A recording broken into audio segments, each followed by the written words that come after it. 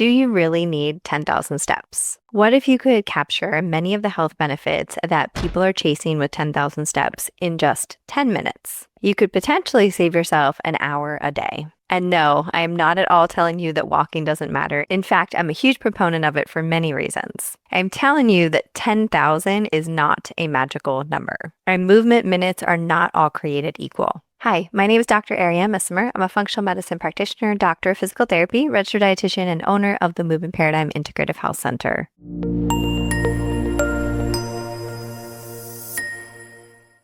For years, we have been told that 10,000 steps is the gold standard for health.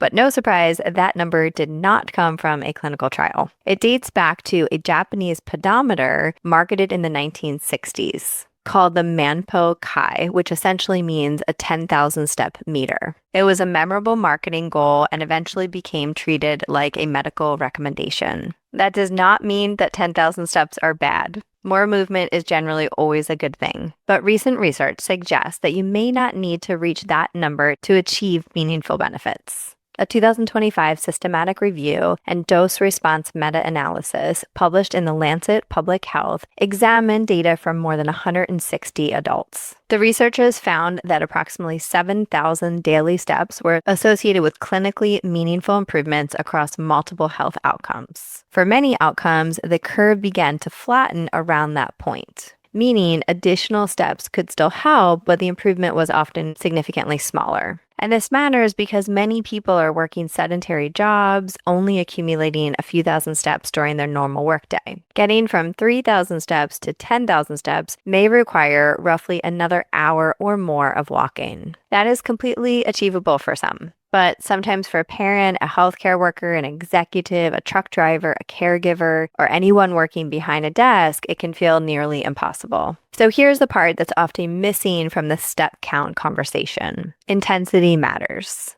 Accelerometer research suggests that 1 minute of vigorous activity may be associated with health benefits comparable to several minutes of moderate activity and dramatically more light activity. One recent analysis estimated that 1 minute of vigorous activity was roughly comparable to approximately 4 to 9 minutes of moderate activity, depending on the health outcome being measured. So what does vigorous mean? It means that your breathing becomes heavy, your heart rate rises, and speaking in full sentences becomes much more difficult.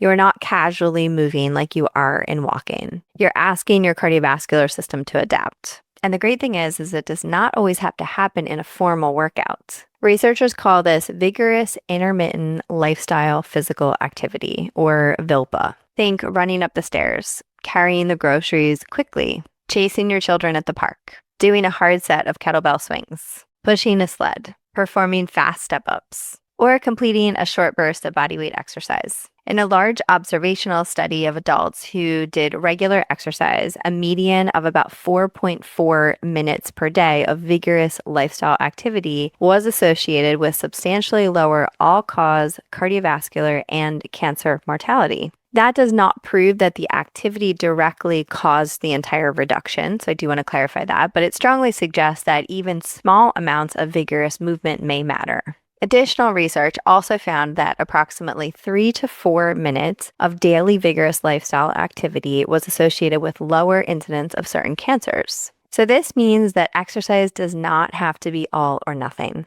You do not necessarily need 60 minutes of uninterrupted time. Try accumulating 10 minutes of vigorous minutes throughout your day. For example, 2 minutes of kettlebell swings in the morning, 2 minutes of fast stairs before lunch, 2 minutes of pushing, pulling, or carrying in the afternoon, 2 minutes of running or playing with your kids, and 2 minutes of a hard movement circuit later in the day. That is 10 minutes total, but it never required a trip to the gym. You could keep a kettlebell in your office or vehicle. Perform swings, squats, carries, or presses during a break. Choose something appropriate for your body, your experience, and of course, your medical history. Please make sure to build gradually, especially if you've been inactive or have cardiovascular, metabolic, orthopedic, or balance concerns. Now, I want to clarify, I do not want this message to become stop walking and only exercise intensely.